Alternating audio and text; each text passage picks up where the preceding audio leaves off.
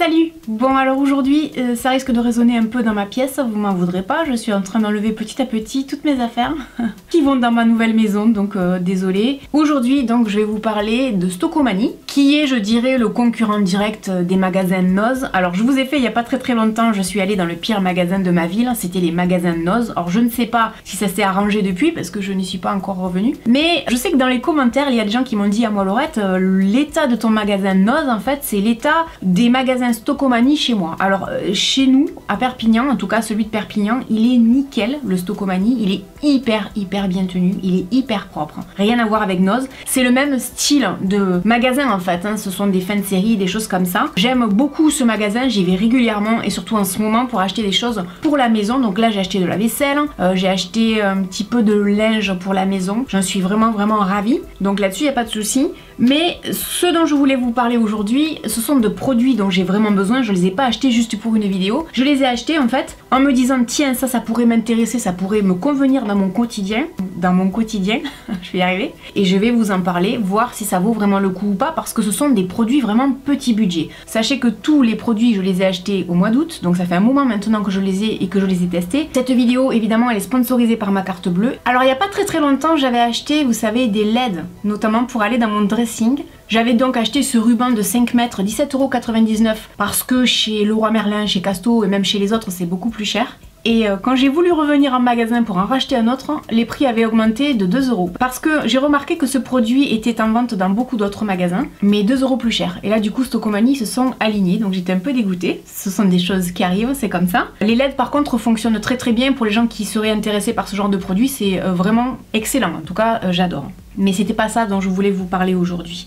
J'ai devant moi 5 produits, il y en a à peu près pour 10 €, donc pour vous dire à quel point ce n'est pas cher, ça fait une moyenne de, on va dire 2 € par produit, hein, c'est 1,99 €. Alors le premier produit dont je voulais vous parler, c'est un produit, je pensais pas qu'il existait, je n'arrêtais pas de me dire ces dernières années, je sais pas pourquoi ça existe pas, et en fait ça existe. Il s'agit de ce tapis de souris avec repose-poignet. Quand j'ai vu ça, je me suis dit c'est génial, ça coûte vraiment pas cher. Alors ce qu'on nous dit sur ce produit, ce tapis de souris possède une grande surface de déplacement assurant une grande liberté de mouvement. Ce modèle ergonomique offre un confort optimal. De plus, grâce à son revêtement antidérapant, le tapis est maintenu en place. Ça peut être vraiment utile si vous êtes comme moi avec des douleurs au bras et notamment au poignet quand vous passez beaucoup de temps sur l'ordinateur, parce que je passe en moyenne, on va dire entre 10 et 13 voire 14 heures. Donc par jour sur l'ordinateur, ce qui fait que ma vue a beaucoup baissé ces derniers temps, lunettes. Ça je vous en ai parlé déjà l'année dernière. Mais effectivement le poignet, j'ai eu une tendinite pendant très longtemps, et le fait d'avoir levé le pied sur les vidéos sur YouTube, puisque maintenant j'en monte plus qu'une par semaine au lieu de 2, j'ai mes douleurs qui ont vachement diminué. Et entre temps donc j'ai commencé à utiliser ce tapis.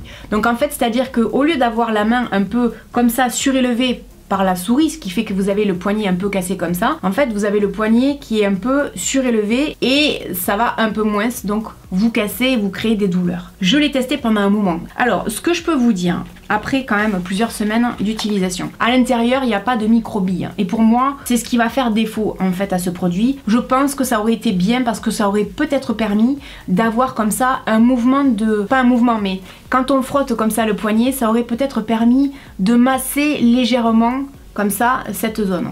Là c'est juste en fait un peu de mousse, on sent que c'est pas terrible, mais enfin c'est renforcé par de la mousse, c'est rembourré plutôt, et donc effectivement le poignet repose là-dessus. Je trouve que c'est très utile, mais à mon sens il faudrait un produit de meilleure qualité avec une meilleure technologie à l'intérieur de ça. Maintenant, si vous souffrez de ce genre de douleur comme moi, franchement c'est pas mal. Ça m'a permis en fait de diminuer les douleurs. On nous dit position confortable de la main, évite toute tension excessive. Oui, ça c'est vrai. C'est fabriqué en Chine, donc voilà, sachez-le. Franchement c'est pas mal. Maintenant, je pense que dans le temps, ça finira à mon avis par s'abîmer ici et être beaucoup moins performant. Si vous connaissez ce genre de produit, mais même un petit peu plus cher et beaucoup plus efficace, n'hésitez pas à me le dire dans les commentaires, j'irai voir. Ensuite, bon, j'avais acheté des écouteurs pour le sport, pareil, j'avais été attirée par le prix, 1,99 € parce qu'en général, ce genre de produit, c'est quand même beaucoup plus cher. Je me suis dit, pourquoi pas, ça se trouve c'est pas mal, hein. C'était une sous-marque, hein, je connais pas, la marque Beeline. Attends, tu m'entends là?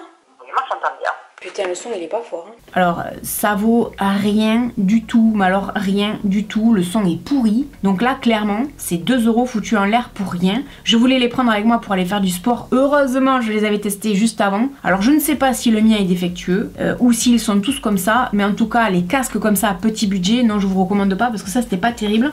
Et une chose que je voudrais vous dire aussi qui est importante. Dans le magasin avec ce genre de produits, quand je suis passée à la caisse on m'a dit vous avez 15 jours pour les ramener si les produits ne fonctionnent pas. Donc si vous achetez ce genre de produit, mais que vous vous dites je vais pas l'utiliser de suite, déballez-le quand même, testez-le parce que si ça ne fonctionne pas, vous pourrez vous le faire rembourser. Alors bien sûr 2 € c'est pas grand chose, mais enfin 2 € c'est 2 €. Donc moi je pars du principe que si ça marche pas on le ramène. Autre produit que j'avais vraiment envie de tester et qui me semblait vraiment excellent et intéressant pour moi également au quotidien, parce que je ne sais pas vous mais je fais partie des gens, quand je bois du thé par exemple, même le café, je prends mon temps et souvent je le finis froid. Et donc du coup j'avais trouvé ça. Alors c'est un support chauffe-tasse en silicone antidérapant. C'est un branchement USB. Je me suis dit quand je l'ai vu ça peut être utile pour moi, comme ça je le branche à l'ordinateur parce que souvent je me fais des petites boissons comme ça et ça maintiendra donc tout ça au chaud. Bon là c'est chaud, on sent que c'est vraiment brûlant. Je vais faire un essai avec un verre d'eau froide. Alors le but c'est pas de réchauffer en fait le liquide, c'est de le maintenir au chaud, mais on va voir ce que ça donne. Bon ça fait 1 minute hein, le verre, même si le fond est épais, hein, c'est normal c'est un verre, ben il n'y a rien à faire, le verre n'est même pas chaud alors qu'en fait ici c'est chaud.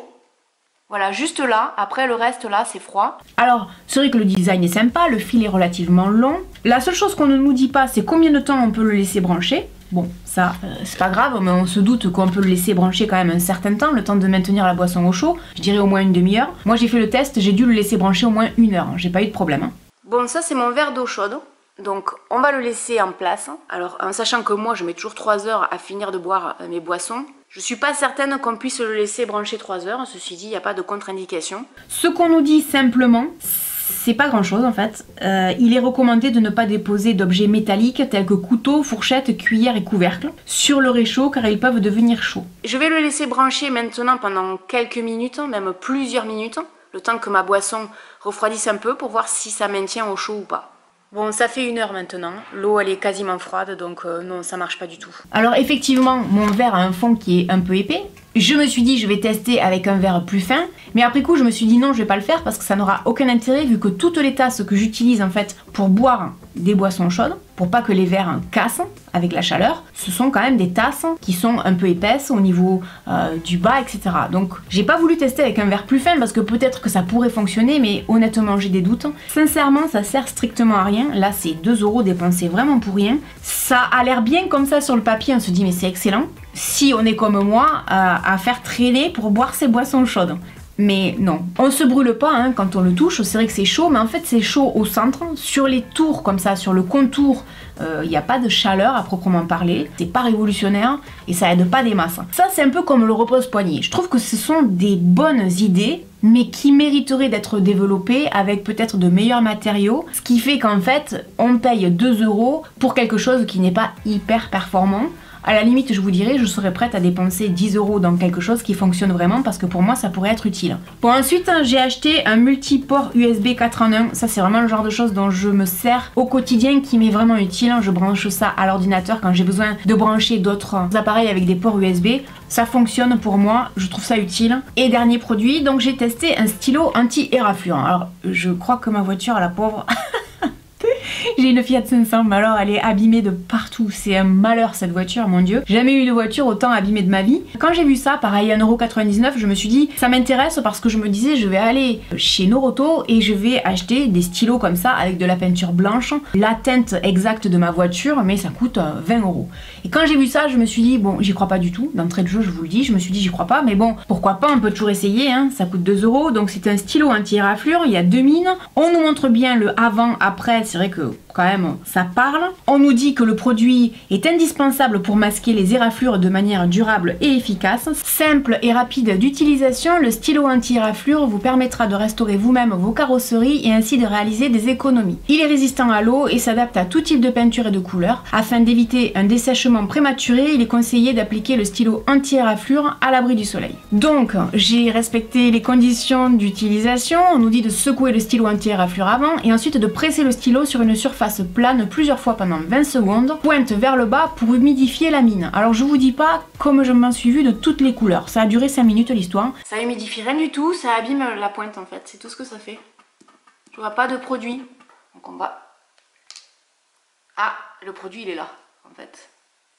Il arrive. Ouais, il est là. Et vas-y que je te le secoue dans tous les sens. Et vas-y que j'essaye désespérément de faire arriver le produit jusqu'au bout de la mine. Ça n'a quasiment pas fonctionné. C'est arrivé aux 3/4 on va dire. Bon, je me suis pas découragée. Je suis allée à ma voiture. Je pense que là vous le voyez, la pauvre, elle est dans un état, voilà quoi. Et j'ai pas une autre voiture, hein, j'en ai qu'une. Hein, donc tout ça pour vous dire, hein, vous voyez, YouTube ça m'enrichit pas. Hein. Je préférerais rouler dans une Bentley. Mais j'ai pas les moyens. Bon donc, j'ai vraiment testé, voir ce que ça valait. Eh bien, ça n'a pas fonctionné du tout. J'ai même essayé ailleurs, ça n'a pas marché. Du coup, j'ai enlevé la mine, je l'ai retournée. Ça ne fonctionne pas. J'ai vraiment respecté les conditions d'utilisation. Est-ce que c'est un produit qui, d'entrée, vous promet des choses qui ne marchent pas? Est-ce que c'est moi qui l'ai mal utilisé? Je sais pas. Mais en tout cas, ce n'est pas du tout une réussite. À mon avis, il vaut mieux que j'aille chez Naruto, que j'achète le stylo spécial pour les Fiat 500 de la même couleur que ma voiture. Et au moins, ben, j'arriverai à masquer les éraflures qu'il y a sur la carrosserie. Donc, vous voyez, en fait, sur 5 produits achetés qui, pour moi, étaient utile. Il y en a quand même 3 où je vous dis non, c'est pas terrible, ça fait quand même 6 €. Donc, ben là pour le coup dans cette vidéo, je vous dirais que c'est pas forcément une réussite. Parce que même si ça, c'est pas mal, c'est pas une qualité de ouf, honnêtement. Donc dans les produits de ce genre, chez Stokomani, en tout cas de ce que j'ai essayé, c'est pas ouf de quoi sauter au plafond et se dire j'ai fait la découverte du siècle. Maintenant, pour tout le reste, parce que des trucs j'en achète, hein, j'ai acheté de la vaisselle, etc. Comme je vous disais en début de vidéo, ça vraiment ça vaut le coup. Mais là, je reste relativement mitigée. Et je suis déçue parce qu'en fait c'est vraiment des choses dont j'ai besoin. Voilà, n'hésitez pas dans les commentaires à me dire si vous avez trouvé des objets de ce genre chez Stokomani qui peuvent vraiment être utiles et qui sont de qualité ou que en tout cas vous trouvez bien et digne de ce nom. Voilà, n'hésitez pas à me dire ça dans les commentaires. Et puis je vous dis à très bientôt dans une prochaine vidéo. Salut!